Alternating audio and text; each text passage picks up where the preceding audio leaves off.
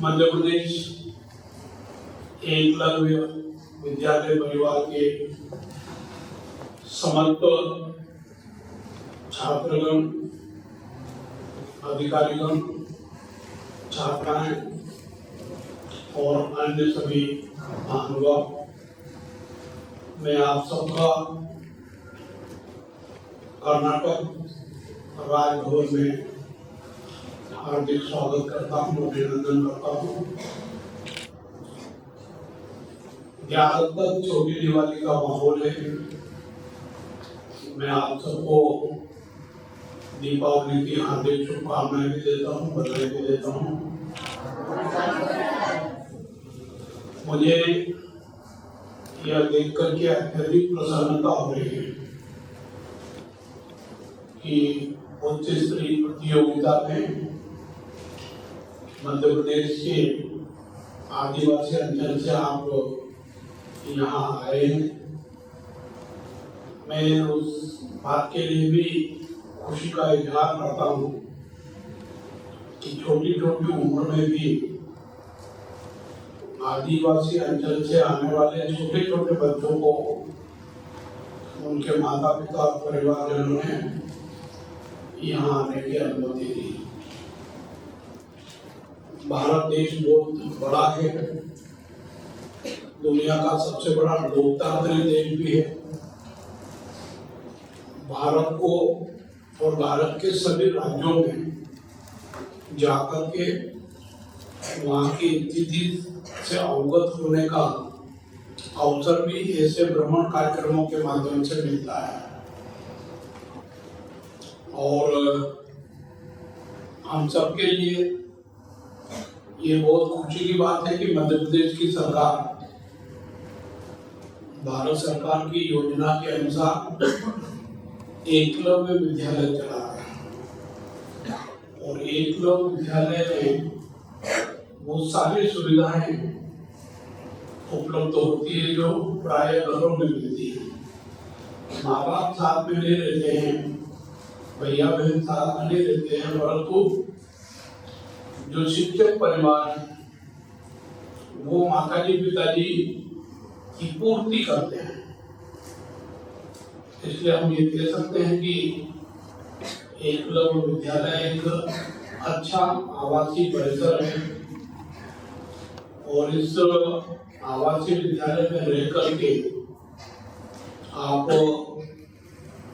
मानवीय शिक्षा, देशभक्ति की शिक्षा और प्रदेश और देश के विकास की शिक्षा प्राप्त कर पाते हैं।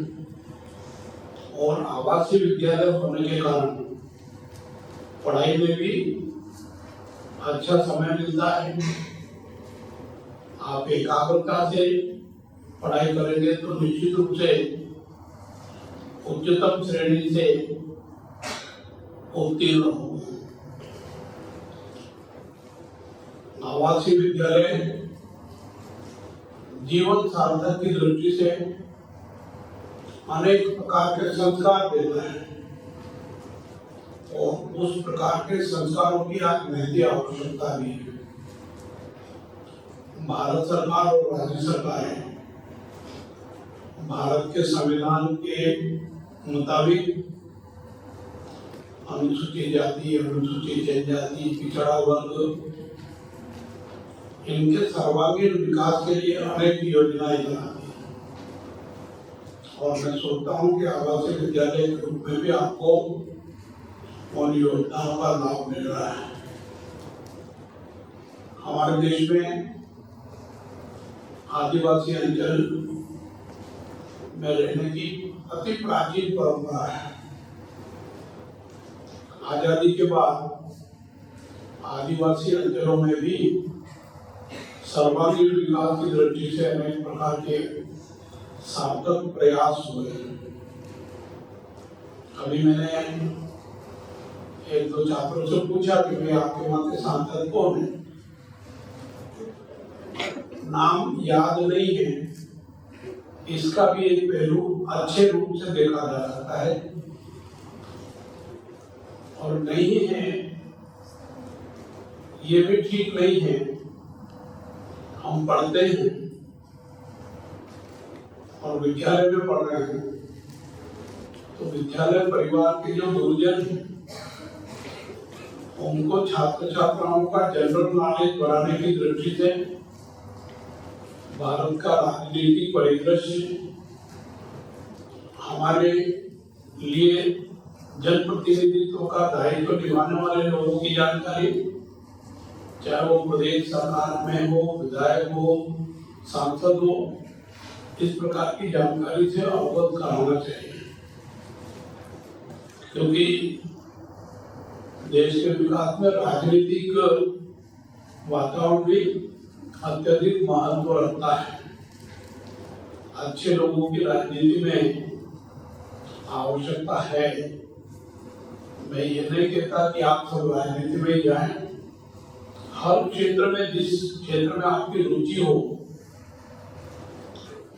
उस क्षेत्र में जाकर के देश हित में और जनहित में काम करें।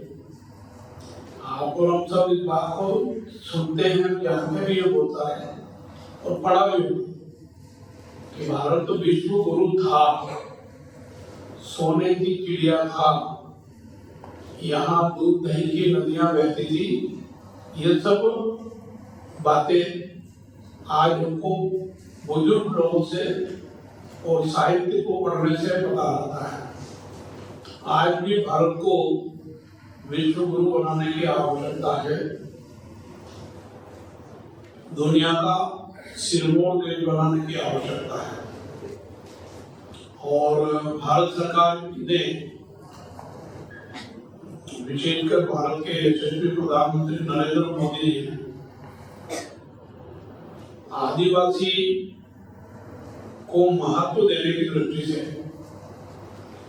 एक संदेश देने की दृष्टि से कि भारत में सबका समान रूप से विकास करने का प्रयास किया जा रहा है। भारत का राष्ट्रपति द्रौपदी मुर्मू जी को बनाया। नाम सुना है ना, जानते नहीं, परंतु नाम सुना है ना। द्रौपदी मुर्मू जी भी आदिवासी अंचल से हैं, आदिवासी है, मध्यम श्रेणी, और अगर ये कहे कि गरीब परिवार में पैदा हुई, और उनके बारे में ये जानकारी मिली कि जिस गांव में वो रहने वाली है, उस गांव से उच्च शिक्षा प्राप्त करने वाली पहली आदिवासी महिला है। बहुत सारी कठिनाइयों से उनको गुजरना पड़ा, परंतु उन्होंने साहस और हिम्मत से और मनोबल ऊंचा रख करके निरंतर प्रयास करने का काम किया, सक्रियता बनाए रखी। और एक अवसर ऐसा आया कि आज वो भारत के सर्वोच्च पद पर राष्ट्रपति के रूप में भारत का मार्गदर्शन, भारत का नेतृत्व कर रही है।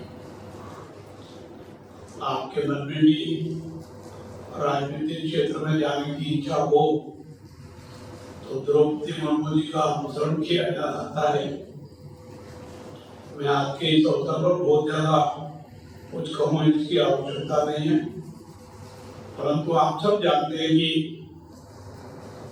मध्य प्रदेश के मुख्यमंत्री शिवराज सिंह जी 14 वर्षों से लगातार मध्य प्रदेश के मुख्यमंत्री के रूप में प्रदेश के विकास कार्यों में लगे हैं।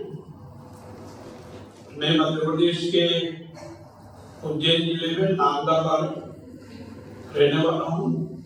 मूल निवासी नागदा के पास रूपेटा गांव का एक छात्र ने माइक पर आकर के बताया, मैं भी गरीब परिवार का, मजदूर परिवार का, और मजदूरी करते करते पढ़ाई करते हुए राजनीति में आ गया।